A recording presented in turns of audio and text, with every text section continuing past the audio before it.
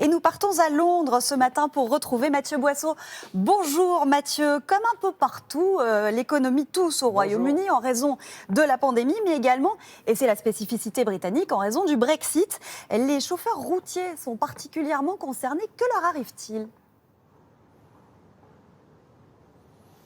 Oui, vous connaissez cette citation du poète Lamartine, « Un seul être vous manque et tout est dépeuplé ». Eh bien, c'est exactement ce qui est en train de se passer avec l'économie britannique et les chauffeurs de poids lourds. Ils ne sont plus assez nombreux, alors il y a des difficultés d'approvisionnement, notamment dans les supermarchés. Ça fait des années que ces postes ont du mal à trouver preneurs. C'est un métier difficile, notamment au Royaume-Uni, des revenus assez faibles, une formation longue et beaucoup de départs à la retraite. Mais jusque-là, les entreprises arrivaient à s'en sortir, tant bien que mal, en recrutant des conducteurs européens. Seulement, depuis le Brexit, eh bien ça c'est terminé. Pendant la pandémie, de très nombreux salariés sont rentrés dans leur pays d'origine et aujourd'hui, pour les remplacer, c'est quasiment mission impossible. Pour faire venir, par exemple, un chauffeur polonais, il faut un visa à plusieurs milliers d'euros. C'est une procédure longue, complexe. Résultat, de nombreuses entreprises renoncent. Voilà pourquoi il y a cette pénurie de chauffeurs de poids lourds avec des conséquences assez spectaculaires pour l'économie britannique et un secteur du transport qui essaie de se réorganiser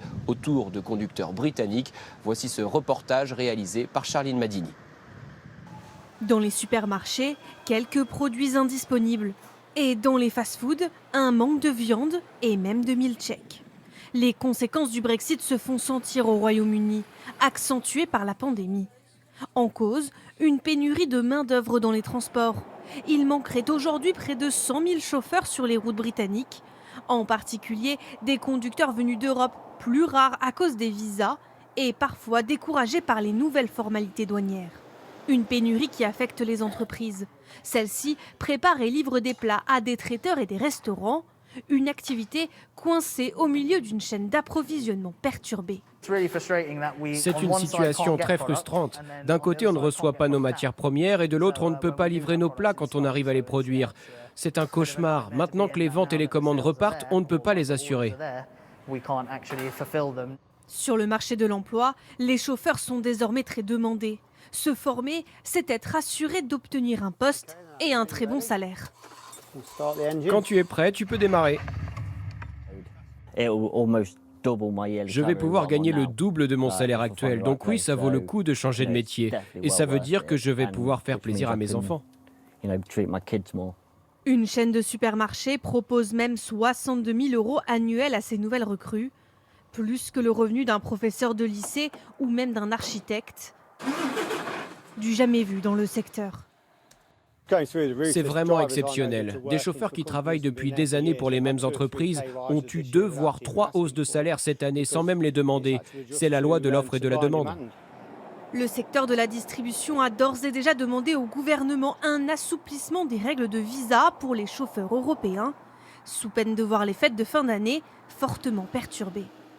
Mais attendez Mathieu, est-ce que c'est vraiment une mauvaise nouvelle de voir les salaires des routiers augmenter ? Parce qu'on aurait plutôt tendance finalement à se dire que c'est bien et que c'est un bon signe positif du Brexit. Oui, c'est vrai, en partie. Alors d'abord, juste une précision, cette offre d'emploi avec le salaire de 62 000 € par an que vous avez vu dans le reportage, elle ne concerne pas tous les chauffeurs, mais un profil bien particulier. Néanmoins, c'est vrai que les augmentations sont assez importantes, entre 15 et 40% d'augmentation de salaire. C'est une excellente nouvelle, c'est vrai pour les chauffeurs.